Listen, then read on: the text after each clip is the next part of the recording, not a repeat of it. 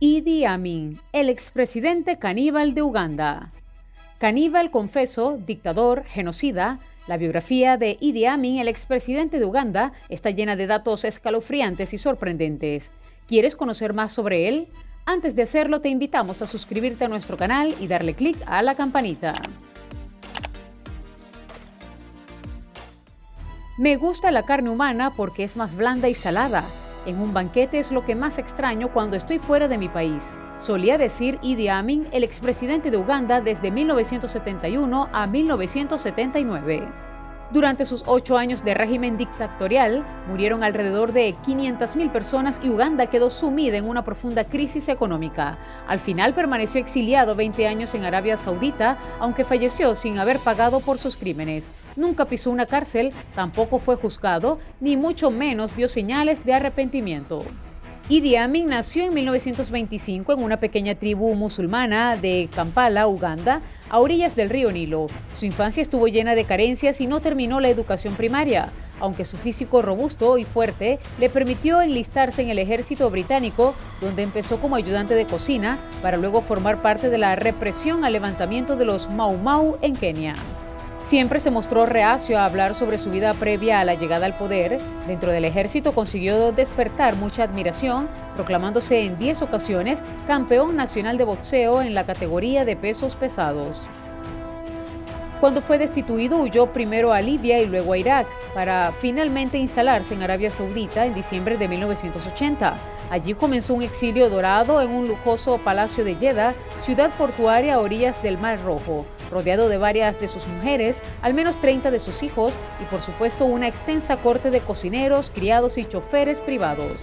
Cuando Uganda consiguió en 1962 la independencia de Gran Bretaña, Idi Amin era un oficial de las Fuerzas Armadas que había servido en el ejército colonial británico, en el 4º Regimiento de Fusileros Reales de África, poco después de terminada la Segunda Guerra Mundial. En esa época ya había demostrado que los métodos que utilizaba para conseguir sus fines eran brutales y no en el mejor de los sentidos. Amin llegó al poder en 1971 con un rápido y sangriento golpe de Estado contra el presidente Milton Obote, cuyo gobierno fue jefe del ejército. El hombre aprovechó la ausencia del mandatario, quien se encontraba en una reunión de la Commonwealth que se celebraba en Singapur, para derrocar a aquel que 9 años antes había hecho lo mismo con el rey Mutesa. El cambio de gobierno fue visto en los primeros días con mucho alivio y esto causó una sensación de liberación en la sociedad.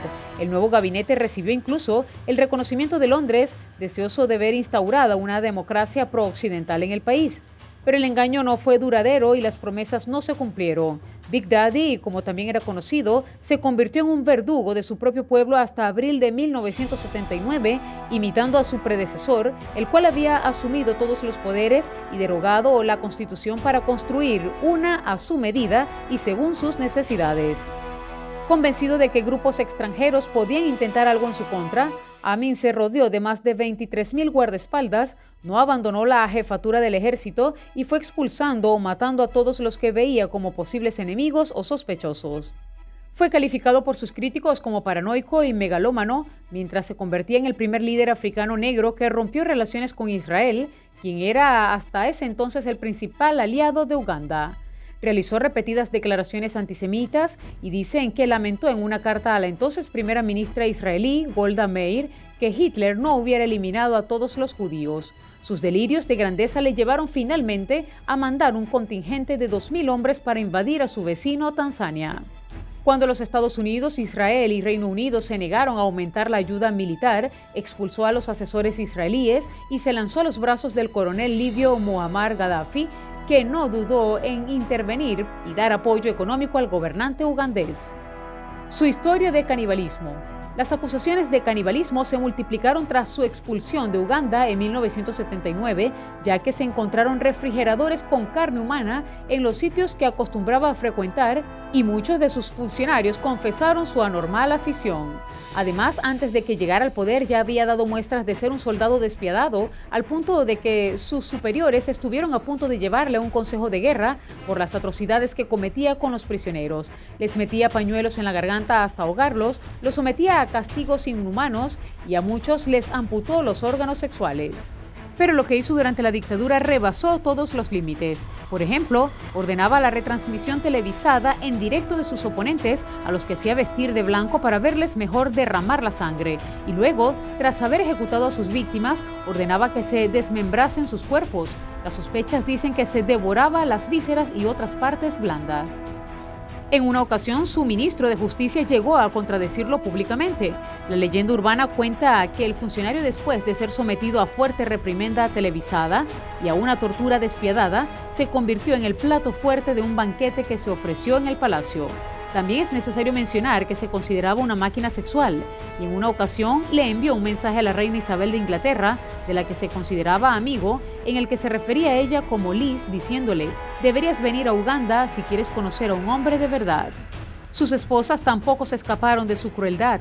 La primera de ellas, Kai, fue asesinada y luego desmembrada en el interior de un automóvil. Sus brazos y sus piernas fueron cosidos al revés y así fue exhibida durante muchos días como ejemplo de la crueldad a la que el dictador podía llegar. Al parecer, el cadáver había sido previamente introducido en el garaje de un médico para culparle del asesinato, y este, temiendo la tortura y la muerte, decidió suicidarse tras quitarles la vida a sus dos hijos. Lastimosamente, el resto de sus esposas tuvieron un final parecido. Y con sus 40 hijos la situación no mejoró tampoco. Tras jactarse de su número de descendientes, lo que creía muestra de su virilidad, no parece haber mostrado un especial cariño hacia ellos. Incluso la costumbre de llevar siempre consigo a uno de los más pequeños se debía a que una hechicera le había advertido que corría el riesgo de ser asesinado si no lo hacía. Al final, solamente 2 de los 40 pudieron disfrutar de la fortuna. El también llamado carnicero de Kampala fue famoso por otras excentricidades, como por ejemplo hacer visita sorpresa a la reina de Inglaterra, proclamarse último rey de Escocia o también conquistador del Imperio Británico. Y aunque sin lugar a dudas fue todo lo que se conoce como un líder negativo, la magnitud de sus actos quedará por siempre en la historia. ¿Conocías su historia? Si te gustó este video, nos encantaría que lo compartas, comentes o que le dejes un like.